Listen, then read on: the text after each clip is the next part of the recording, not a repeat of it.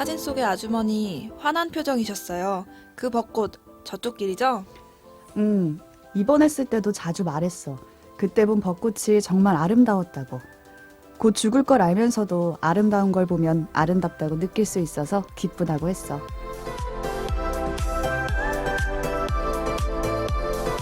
오늘 뭐 볼까 고민하는 분들을 위한 취향 추천 팟캐스트 책플릭스. 오늘은 영화 바닷마을 다이어리 속 한 장면으로 시작합니다.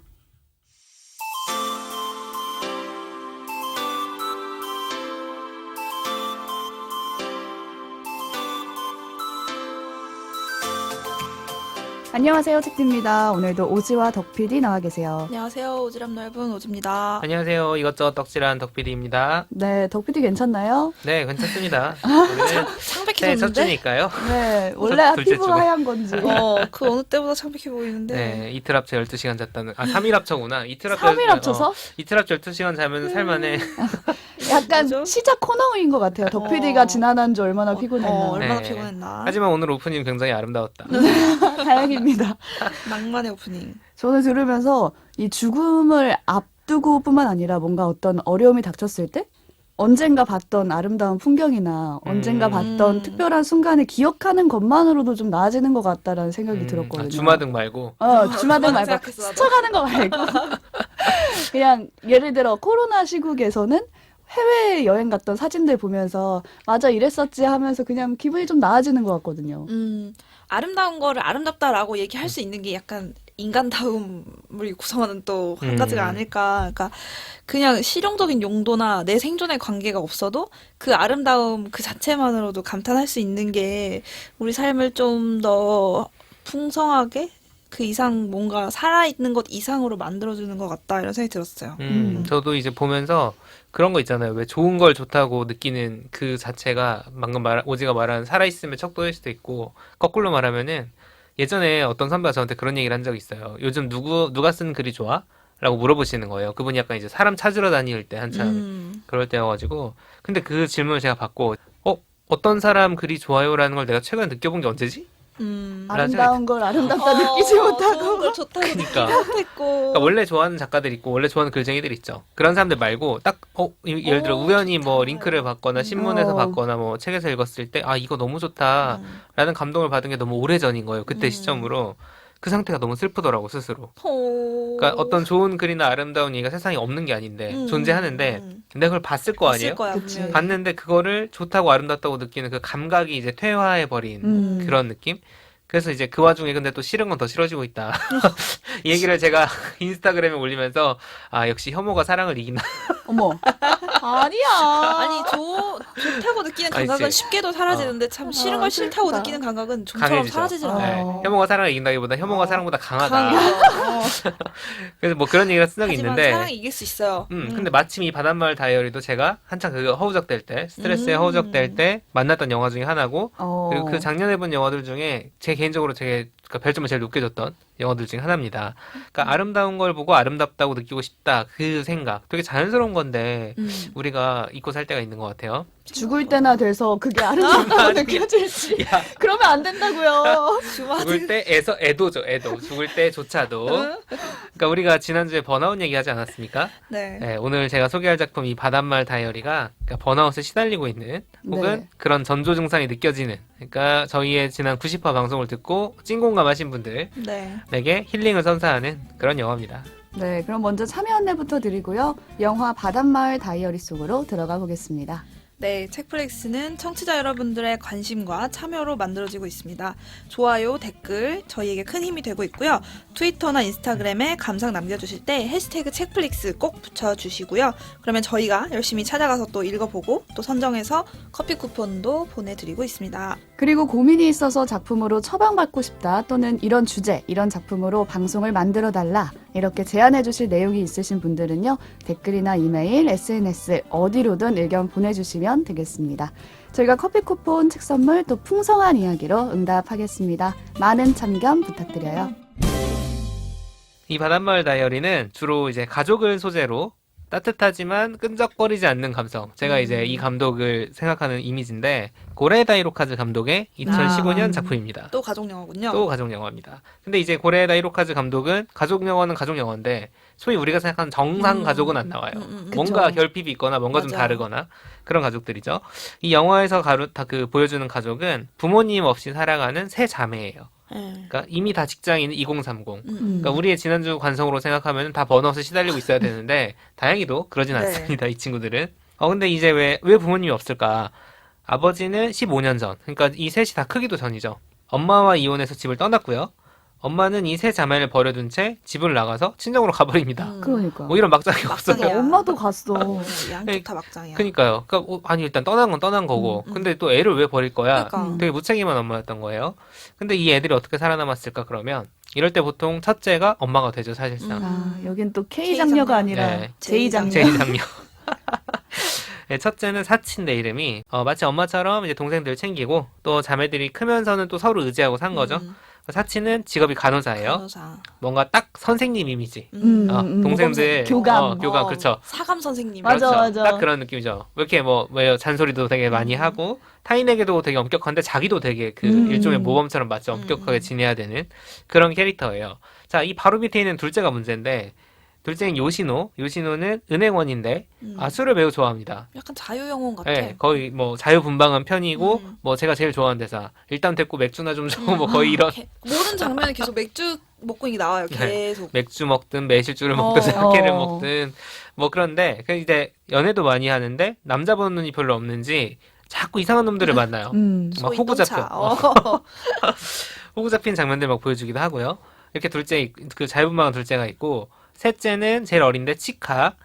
이 친구는 스포츠 용품점에서 일하고 있어요. 근데 약간 규정을 하기에는 그 비중 자체가 이제 첫째, 둘째가 조금 더 많긴 한데 셋째인데 약간 4차원. 맞아, 맞아. 맨날 또 두 언니가 투닥투닥 하고 있으면 아이고 또 저러네. 이렇게 보다가 제가 이 치카라는 캐릭터에서 좀 느낀 거는 어두운 면이 잘 안 나와. 그늘 없는 약간 그늘이 없어. 천진난만한 느낌? 근데 그렇다고 해서 막 방방 떠다니는 사람도 아니야. 좀 속 깊은 면도 좀 있어요. 아무튼 이 셋이 그냥 이렇게 아웅다웅하면서 살고 있는 와중에 자, 이 영화는 어디서 시작을 하느냐? 아버지가 죽었다. 소식을 듣게 됩니다. 십몇 년 전에 이렇게 15년 전에 집 나갔어요? 그러니까 15년 전에 집 나간 이유가 바람나서 딴살림 차린 거잖아요. 근데 거기서 또 이제 애를 낳고 잘 살고 있었는데 그러다가 또 그 애의 엄마가 죽은 거야. 그러니까 두 번째 부인이 죽은 거죠. 차별하고. 그러다가 새로운 사람을 만났어요. 그러니까 세 번째 부인과 만나서 결혼해 살다가 이제 세상을 떠난 거예요. 자, 이런 맥락을 생각해보면 아버지가 죽었대. 가고 싶을까? 안 갈 것 같아요. 실제로도 간이 많이 막 그런 얘기가 나오잖아요. 영화에도. 저 같아도 안 갈 것 같아요. 왜냐면 이 장례식장에 안 간다고 해서 비난할 사람 아무도 아무도 없죠. 없죠. 15년 동안 사실상 남처럼 지낸 거니까. 하지만 이 세 자매는 뭐 어쩌고 저쩌고 하다가 어찌저찌 해서 장례식에 장례식에서 기차까지 타고 네, 가잖아요. 아주 먼 동네로 갑니다. 거기서 근데 누구를 만나느냐? 이제 그 아버지가 자기들을 버리고 그 새 살림 차렸을 때 얻은 새로운 자식, 딸입니다. 이복 동생인 스즈예요. 스즈라는 애가 있는데 얘는 나이가 중학생쯤 돼요. 중학생. 네, 세 자매랑 터울이 좀 있죠.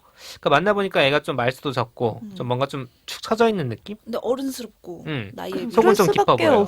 없는 환경인 것 같아요. 자기 엄마는 이미 돌아가셨고. 셋째 부인인 엄마랑 새엄마. 같이 새엄마랑 살고. 같이 사는 거죠. 그러니까 아버지가 돌아가셨으니까 당연히 슬프니까 이제 그런 점도 있을 거고 이 새엄마라는 사람도 정말 무책임한 사람으로 털이 나와요. 없는 느낌 네. 딱 줘요. 사실 보면은 자기 남편의 전 부인이잖아. 그렇죠. 그 부인의 딸들이 장례식장에 오는데 자기가 소식을 전해서 오는데 거기에 애를 보내. 중학생이 애를 보내가지고 마중 나가라고 한다거나 장례식장에서 뭐 손님들한테 인사 말씀해야 되는데 그걸 애를 시키려고 하는 거야. 자기가 너무 힘들어서 못하겠다고. 좀 철없는 느낌이죠. 아까 말한 대로. 이제 그걸 보고 첫째인 사치가 우리 엄마 스타일 사치가 결심을 하게 되는데 그게 이제 이 영화의 제목과 관련이 있습니다. 영화의 영어 제목이 Our Little Sister예요. 완전 그래요? 다르네. 자, 우리의 막내 동생. 뭐냐? 이 이복 동생이 스즈한테 너 우리 집 와서 같이 살자라고 제안을 하는 겁니다. 충동적으로 그쵸? 그쵸? 세 자매가 네 자매가 되는 거죠. 동생들 좀 입장에서 보면서- 약간 당황했을 것 같아요. 갑자기 충동적으로 같이 지하철 살자고 얘기를 하는데. 열차 타고 빠이빠이 하는 어. 순간에 막 그런 얘기를 하죠. 저는 보면서 그 말 좀 해줘라 제발 진짜? 얘 좀 데려가라라는 생각이 그 생각을 들었거든요. 했구나. 근데 또 사치가 우리 제이 장녀가 같이 가자라고 같이 가자고. 해가지고 눈에 밟혔겠죠, 뭔가. 네. 그렇게 넘어간 뒤로는, 그러니까 얘가 그래서 또 간다고 해요. 이사를 와서 좀 그 뒤로는 좀 익숙한 가족영화의 문법들이 좀 있습니다. 처음에는 낯을 가리던 스즈가 이 세 사람한테 점점점 마음을 열어가는 음. 그런 과정이 있고요. 이 세 자매에게는 사실 15년이라는 시간, 그러니까 스즈가 14살, 15살 되는 네. 애니까 딱 그 시간이거든요. 음. 아버지가 없었던 그 시간. 그 시간을 얘가 아버지랑 함께 보낸 거잖아요. 그러니까 그 기억을 나누며 생기는 감정의 교류가 좀 미묘한 게 있어요. 그냥 미울 수도 있거든. 그쵸, 그쵸. 네, 아버지가 바람난 상대와의 사랑의 교실이잖아. 그치, 원망스럽게 느껴지겠죠. 근데도 이 세 자매는 아버지 없이 컸지만 음. 오히려 어떤 시스터후드, 어, 그러니까 약간 탓하지 않아. 네가 무슨 잘못이야. 아빠가 그렇지. 잘못이지. 이러고 어. 오히려 우리가 아빠에 대해 아는 것보다 너가 더 잘하니까 얘기해줘. 막 이러고 맞아요. 좀 그런 추억도 신기했어요. 나누고요. 좀 동질감을 느끼고 또 소위 이제 철없는 엄마, 자기들을 어떻게 보면 버리다시피 하는 그런 거에 대한 어떤 교감이 있었던 거죠. 그런 자매를 만들어가는 과정이 차곡차곡 그려집니다. 근데 그 뒤로 이제 엄청나게 이분들을 괴롭히는 사건이 벌어진다거나 막 엄청 가슴 뛰는 로맨스가 있거나 엄청 도전적인 모험에 뛰어들거나 하는 다이나믹함이 하나도 없어요. 사건이 없어요. 없어요. 미리 말씀드립니다. 없습니다. 근데 그렇다고 해서 이게 모닥불이냐. 그러니까 모닥불, 넷플릭스 모닥불 틀어놓듯이. 그거 한 시간 동안 한 시간 모닥불만 동안 나오는 그 모닥불 영상. 이렇게 보면서 뭐가 움직이네 약간 이런 그 정도는 또 아니고 감정들이 굉장히 차곡차곡 쌓여가면서 여러 가지 일들이 벌어지는데 뭐 당연히 그 캐릭터의 성장과 연관이 되고요. 요 디테일한 얘기들은 영화로 직접 확인을 한번 해보시면 좋을 것 같고요. 제가 이제 이 영화를 왜 번아웃에 대한 이야기 뒤에 가져왔느냐. 그러게요.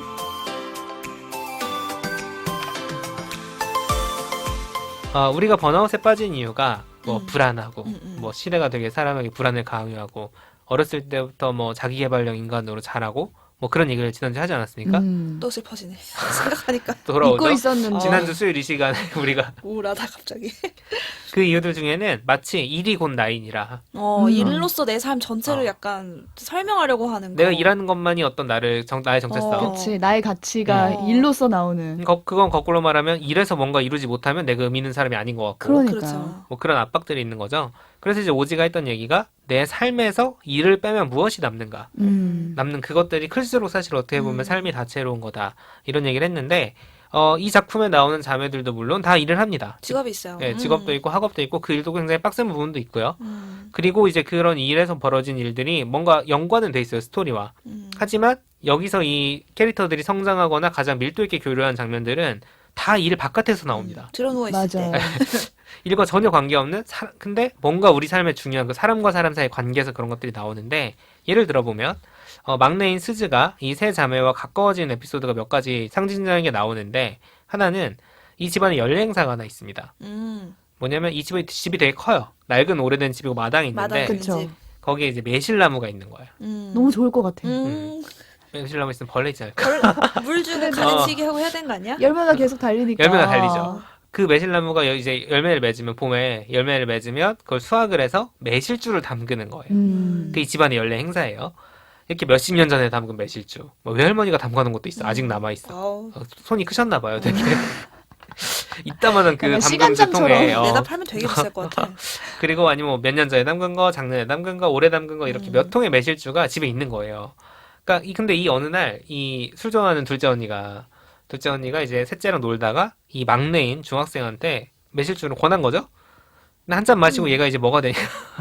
우주 망태가 됐죠. 네, 완전히 맛이 가버립니다. 얼마 먹지도 않았는데. 한 잔 먹고 완전 뻗은 가버리는 거지. 캐릭터로 나와요. 막 아무 말 하고 진짜 아무 말 막 하고 쓰러지고 막 난리가 나요. 열나고 막 그걸 보면서 근데 이제 이 자매들이 묘한 동질감 같은 것도 느끼게 되고 그 막말했던 얘기들이 자기들이 뭔가 가지고 있는 어떤 마음속 뭔가 건드리는 것들이 있어가지고 그 마음의 거리가 되게 가까워지거든요. 그리고 거기에 더해서 이 매실주는 이 세 자매의 엄마, 그러니까 자기들을 버리고 갔던 그 엄마, 그 엄마와 이 맞아요. 엄마를 가장 미워했을 첫째인 사치와의 관계에서도 되게 중요한 역할을 맞아요, 합니다. 맞아요. 네, 그건 영화에서 확인을 해보시고요. 저 좀 감동적이었어요. 거기. 네, 그러니까 이렇게 우리가 지금 모닥불 같은 영화인가? 하지만 이런 감동 포인트들이 존재해요. 사건들이 있고. 그러니까 이 매실주라는 거를 생각을 해보면 우리가 뭐 가서 이제 편의점을 살 수 있는 곳이고 우리 입장에서는. 그리고 아무리 집에서 만든다고 해도 이걸로 사람들이 무슨 장사를 하거나 그런 건 아니니까. 뭐 세자매네 매실주 이런 것만으로 파는 거 아니라고. 프랜차이즈가 되고 막 돈이 되고 이러지 않죠. 뭐 업적을 세우거나 그런 게 아니라 그냥 매년 자기들이 하던 일이거든요. 음. 매실 따서 다 자기들이 못하니까 동네 사람들 좀 나눠주기도 나눠주고 하고. 매실주 자기들이 담그고 그렇게 하루 이틀 뭔가 그거 가지고 1년에 하루 이틀 한 다음에는 남은 그 또 1년 동안 그걸 계속 꺼내서 마시는 거예요. 근데 거기에 되게 저는 그 마시는 장면들 보면서 아, 이 사람들의 영혼이 저기 약간 담겨 있는 것 같다. 매실주. 내 삶의 조각이 담긴 삶의 조각이 매실주. 담긴 거야. 내가 술을 너무 먹고 싶어서 그랬을까? 영혼이 그러니까 담겼지. 그 의미는 뭐냐면은 엄청나게 집착해서 하는 무언가는 아니지만 내 삶의 일부를 이루는 내 마음의 일부를 떼준 어떤 그런 장치라는 거죠. 이렇게 이제 매일 반복되는 일상 바깥에서 우리가 일하듯이 혹은 뭔가 대단한 업적을 위해서 뭔가 하거나 집착하는 게 아니라 뭔가 내용이 조금씩 담겨있는 그 문자 그대로의 소확행 같은 것들 그런 것들 사실 우리 일상에 조금씩 존재할 거거든요. 아마도. 저 같은 경우에는 여름이 다가오면은 시간이 달린 소녀를 한 번씩 꼭 봐요.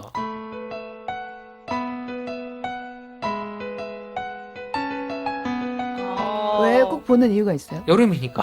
아, 여름을 느끼게 하는 여름의 맛인가? 여름이니까 또 막 그 노래만 나오면 나 울어. 청량한 그러니까 막 한바탕 웃고 찡하고 울고 한 다음에 또 이 영화가 준 메시지를 또 마음에 품고 또 하루하루를 견딜 힘을 한 번씩 얻는 거죠. 거의 뭐 약간 네. 복날 같은 느낌인데 약간 몸 삼계탕 먹는 거. 그 보양식이네. 그러니까 그런 것들이 근데 되게 여러 개 모여서 제가 이거 이 얘기하면은 아 왠지 너 그럴 것 같아라는 얘기도 많이 들었어요. 그러니까 그게 내 삶에서 일을 뺐을 때 남는 내 모습 중에 하나인 거야. 그렇지. 그런 콘텐츠를 좋아하고 성장사를 좋아하고 거기서부터 뭔가 어떤 얻는 감정들로 또 살아갈 힘을 얻는 그런 내 모습을 구성을 하는 거죠. 이런 연례 행사들 같은 게 사실 우리한테 조금씩은 있다. 저 같은 경우는 생각해 보면은 옷장 정리라고 해야 되나? 옷 보따리를 싸는 일인데 털갈이요. 제가 털갈이. 털갈이. 나 털갈이라 그래. 전 매년 여름이 되면은 옷걸이가 어. 이제 부족한 현상이 벌어지거든요. 그렇죠. 이 계절마다 바뀌면서 옷을 사면서 이 옷걸이가 모자르다 하면은 옷장 정리할 시즌인 거예요. 그러면 옷을 설레서 샀지만 이제는 입지 안 않는 입는. 것들 뭐 미니 스커트 이런 거는 이제 못 입어요. 제가 아, 입을 수 불편해서. 있어. 아니, 불편해. 아, 이제 싫대잖아. 안기가 너무 힘들어. 그러니까 그런 옷들을 가져다가 보따리를 싸요. 그 다음에 이제 엄마한테 주거든요. 그러니까 매년 제 옷 보따리를 기다리는 엄마 친구 딸들이 있어요. 근데 엄마 친구 중에는 뭐 딸 셋인 집도 있고 이제 뭐 둘째가 대학생이 그런 된 사람들은 친구들도 옷 있어요. 좋아하지. 진짜 좋겠다. 배그 보는 거잖아.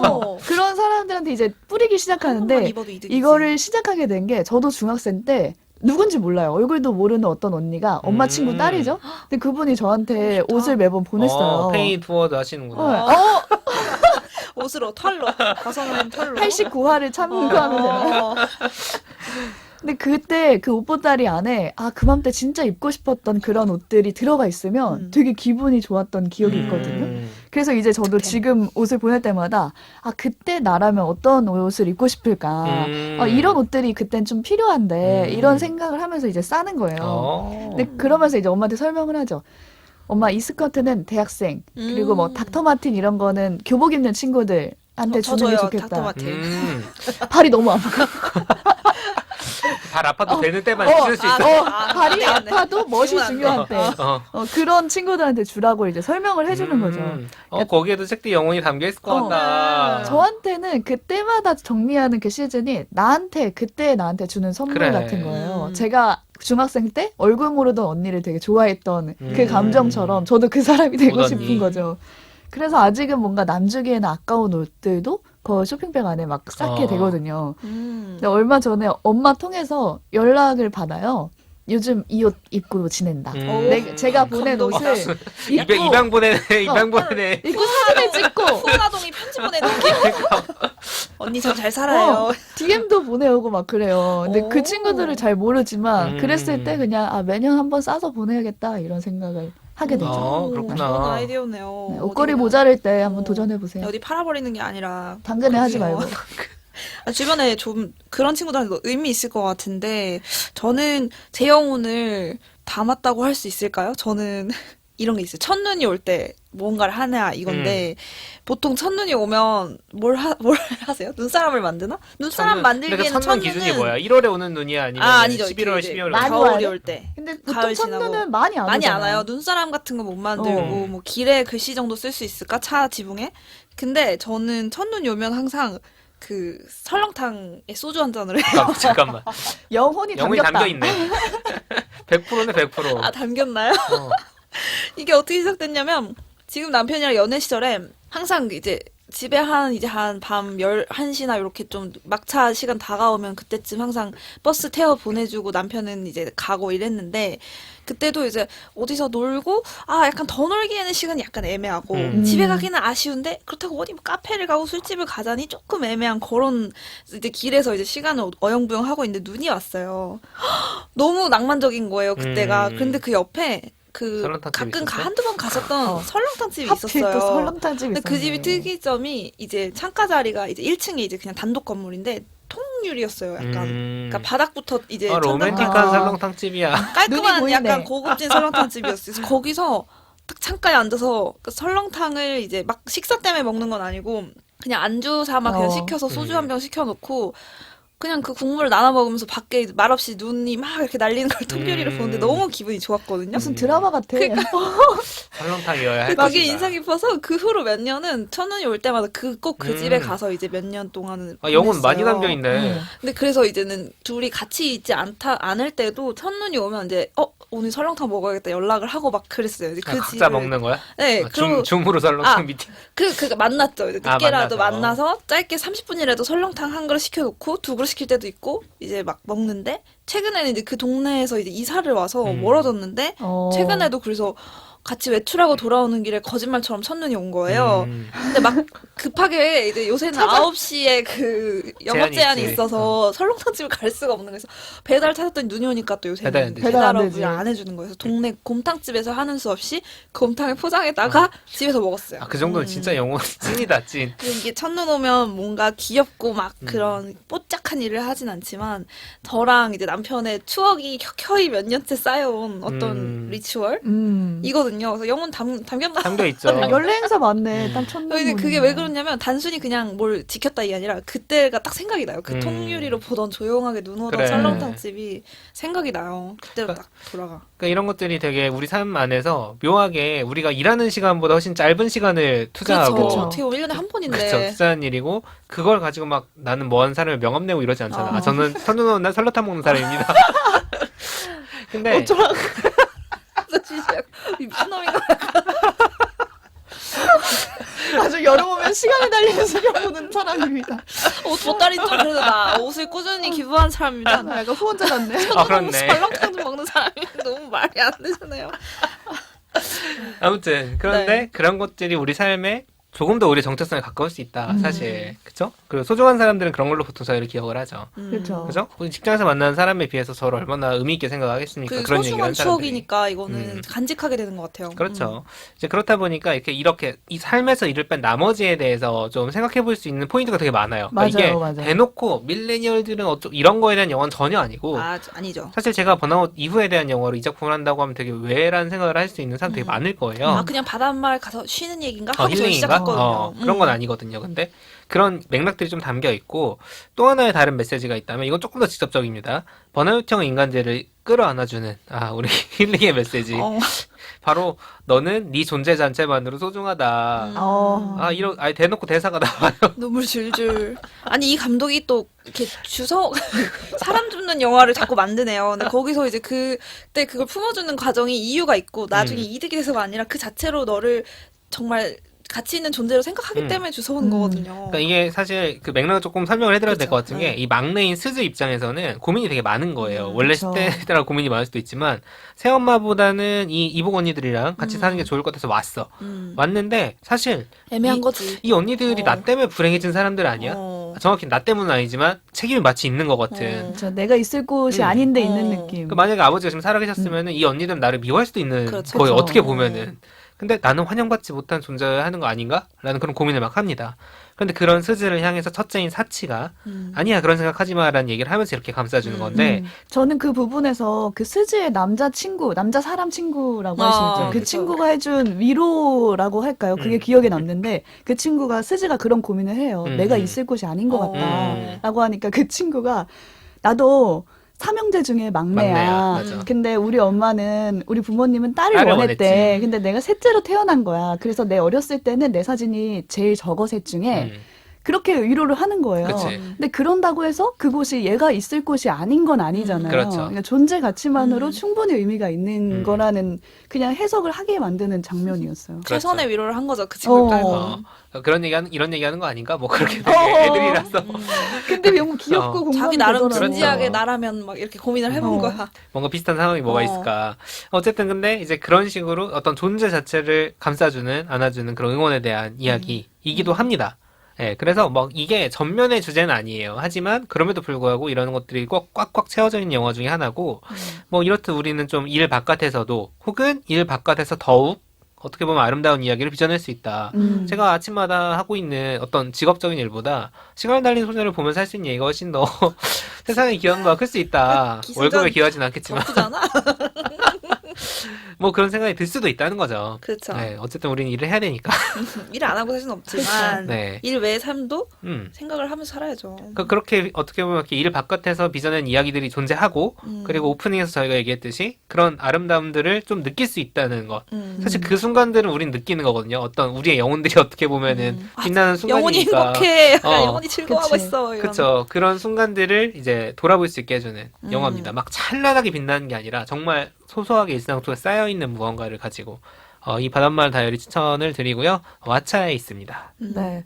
그 외에도 엄청 감각적으로도 만족을 많이 주는 영화였어요. 왜냐면 그런 잔잔한 그 바닷가 작은 마을의 일상들, 그다음에 그 마을 주민들과 이렇게 만난 장면들이 좀 그냥 이유 없이 위로가 됐고 맞아. 또 따뜻한 동네 식당 하나 나오죠.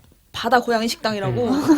실제로 있다면 정말 가보고 싶어요. 그 생선 전갱이 튀김이 뭐길래 이렇게 맛있다고 하는지. 그런 메뉴가 구체적으로 나와서 저는 더 좋았거든요. 맞아요. 정갱이 튀김은 정말 그 마을 사람들만 기억하는 그럴 수 그 있죠. 음식일 수도 있고 뭐 뱅어 토스트. 어. 맞아. 그 따끔한 생선 올라온. 저 토스트. 같은 경우는 잔멸치덮밥이 기억에 남는데, 그러니까 우리가 일 외에 다른 걸 생각해 봤을 때 약간 누군가를 기억하게 하는 음식도 될 수 있을 것 같아요. 맞죠. 근데 여기서는 잔멸치덮밥이 아버지를 기억하는 음. 맛으로 그려지거든요. 그래서 그걸 보면서 나도 할머니의 맛이 나는 어떤 음식이 있었는데, 엄마의 맛이 나는 어떤 음식이 있었는데 그럴 수 이런 있지. 생각도 들게 하더라고요.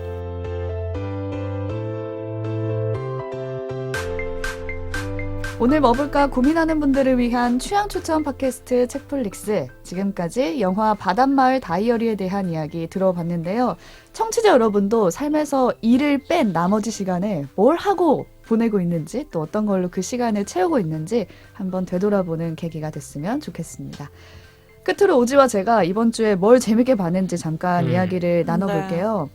먼저 저는 지난 6일에 첫 방송한 따끈따끈. 환경 예능을 봤습니다. SBS의 공생의 법칙이라는 예능인데요. 출연자는 김병만, 박군, 배정남 이렇게 나와요. 정글의 법칙의 그거구나. 네. 그렇네. 근데 약간 환경부랑 같이 뭔가를 한 것 같은 게 우리나라에 들어온 생태 교란종과의 공생을 모색한다. 약간 이런 취지의 예능이에요. 그래? 때려잡는 게 아니라. 근데 왠지 김병만이 갔으면 나도 뭔가 잡아먹는 줄 잡아야 알았어. 될 것 같은데. 또 비슷하다고 할 수 있는 게 또 외국에서 교란종이 들어오면 기존의 토종 그러니까, 생물들이 위협을 받으니까 이 교란종의 개체수를 조절을 해야 한다는 거예요. 그래서 결국엔 이 셋이 이 교란종을 제거하는 작업에 그거 들어가거든요. 잡아먹는 게 맞네. 그래서- 먹진 않죠? 먹지는 않죠. 그래서 서태에서는 꿀벌을 위협하는 교란종, 등검은 말벌을 제거하는 그 내용이 다뤄져요. 이 말벌에 대해서 잠깐 이 위험성을 설명해드리면 꿀벌 2배 이상의 크기고 엄청 크지. 무서워. 하루에도 몇만 마리의 꿀벌을 납치를 그대로 해요. 그 다음에 좀 잔인한데 영양 경단을 만든대요. 그 꿀벌로. 납치해서 뭐 하나 했더니 돌돌 말아가지고. 경단을 만들어서 자기 새끼 먹이로 주는 거예요. 그래서 이제 꿀벌이 다 죽으니까 양봉장의 피해도 크고 독침도 재사용할 수 있대요. 그러니까 꿀벌은 독침을 한번 쏘면은 말벌은 죽잖아요. 계속 쓸 수 있죠. 근데 말벌은 계속 재사용이 되니까 인간한테도 좀 위험한 무서워. 거죠. 벌초할 때 제일 위험한 게 말벌이. 그래서 이 출연자 셋이 말벌집을 제거하러 다니는 내용을 첫 회에서 방송을 했거든요. 근데 저는 첫 회를 보면서 좀 우려와 동시에 감사가 좀 나온 게 제거 현장이 진짜 위험했어요. 그런데도 불구하고 뭔가 전문가 한 명 없이 크레인을 타고 이 셋이 올라가요. 아우 거의 야, 그러면 안 야생이네. 되는 거 아니야? 그러니까 정글의 안전장치가 좀 제대로 되지 않은 상태여서 보는 내내 좀 조마조마했거든요. 그래서 그런 부분이 좀 안타까우면서도 우려스러우면서도 말벌이 막 아파트나 학교 주변에 있는 거를 목숨을 걸고 막 제거해요. 진짜 거기에 찐이다. 대한 고마움도 있었고 근데 반면에 논란도 또 되게 커졌는데 동물단체 카라에서 방영 취소를 요구한 거예요.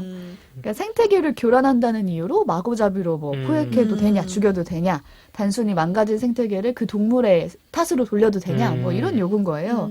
근데 논란이 되기는 했지만 저는 결론적으로 이런 논의가 이루어진다는 데 의미가 있는 것 그렇게 같고 관심도 없었다 그거. 네. 눈앞에 안 보이면 뭐 말 버리고 뭐고 어떻게 생겼는지 관심도 없으니까. 환경을 테마로 한 예능 자체가 그냥 시도 자체가 저는 의미 있는 그러니까. 것 같아요. 환경은 어. 잘 안 팔리는 주제잖아요. 나는 그렇죠. 기획안 단계에서 어. 접을 것 같아. 아, 어. 환경? 그래서 뭐 그 배경이 어찌고 어쨌든 그 결과물이 어쨌든 환경을 가지고 뭔가 얘기해보겠다는 거는 좋게 봐야 될 것 같아요. 그렇죠. 근데 이런 지적이 있는 만큼 그냥 나머지 회차에서는 공생의 법칙을 그래. 꼭 재거나 살생만은 음. 아니다라는 걸 좀 그쵸. 보여주면 어떨까라는 맞아요. 생각이 들었어요. 그러니까 문제가 있다고 해서 폐지하라고 하면 안 되는 거지. 싹 없애! 이게 네, 아니라 그쵸. 어떻게 조정할 요즘 것인가. 뉴스에도 자주 나오는 폐지라는 단어가. 저는 반대로 긴장감이 하나도 없는 작품을 가지고 왔는데요.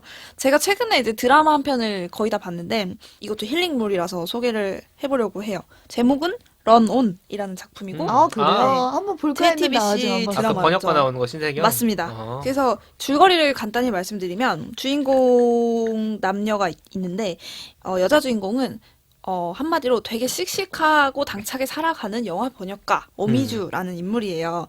고아로 자라났고 나름대로 아등바등 살았지만 그래도 되게 밝은 캔디형 여주라고 할 수 있죠. 근데 반면에 남자 주인공인 기선겸이라는 인물이 있는데요. 이 기선겸은 소위 말해서 금수저 육상 국대 출신인 남자 주인공이에요. 그래서 집도 그 집안도 금수저고 국가대표니까 얼마나 또 이렇게 인기도 많고 얼굴도 잘생기고 하지만 만년 2등인 요런 캐릭터. 그래서 둘이 이제 시작을 하는데 각자의 이제 장소에서 이제 나름의 고충을 안고 살아가다가 어떤 계기로 둘이 이제 만나서 같이 이제 사랑을 이제 하는 이야기인데 기성겸이라는 캐릭터가 기존의 어떤 로맨틱 코미디에서 볼 수 없었던 이제 비전형적인 남자 주인공이라는 점에서 저는 좀 흥미를 가지고 봤던 것 같아요.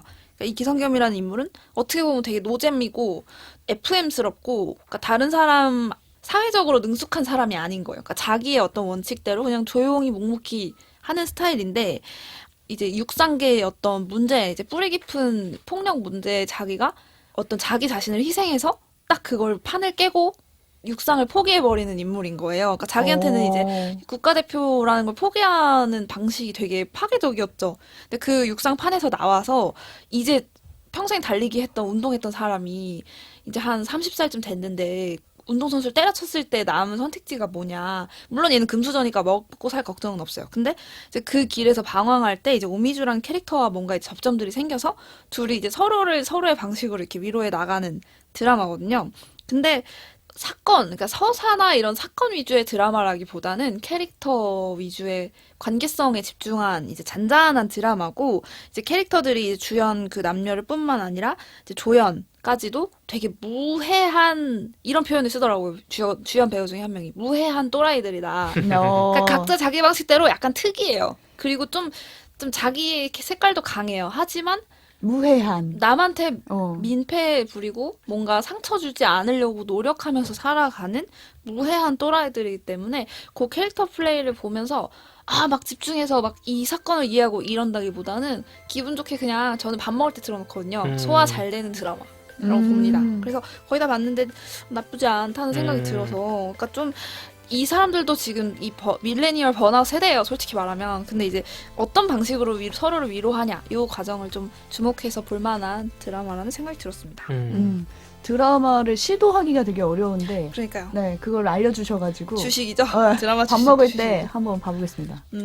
네, 그럼 오늘 방송은 여기서 마치겠습니다. 요즘 재밌게 보고 있는 작품이나 또 오늘 방송에 대한 감사, 또 뭐 아무 말도 좋으니까요. 네. 댓글로 남겨주시면 저희가 챙겨보도록 하겠습니다. 네, 그리고 지난주에 말씀드린 것처럼 유튜브 채널 책플릭스 네. 구독, 구독, 좋아요, 알림 설정. 그거 다 해야 돼요. 일단 구독만 구독만 해주세요. 일단 좀 해주시면은 구독 인증을 댓글로 달아주셨어요.